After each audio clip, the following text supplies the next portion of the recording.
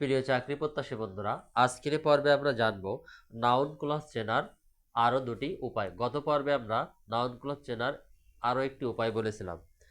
Noun clause চেনার আরেক দুটি উপায়ের ভেতরে প্রথমটি হলো প্রিপজিশনের পরে নাউন ক্লজ হয়, যেমন it depends on how it is done.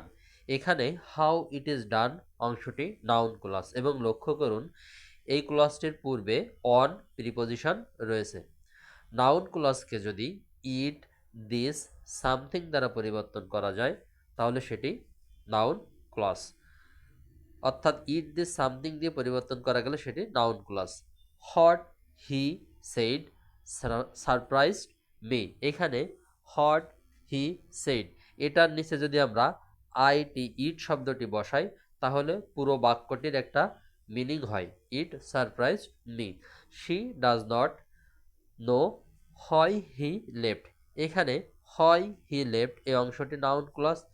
এখানে আমরা হয় হি লেফটের জায়গায় যদি দিস শব্দটি ব্যবহার করি তাহলেও এ বাক্যটি পরিপূর্ণ মিনিং হয়, যার কারণে এটি নাউন ক্লজ।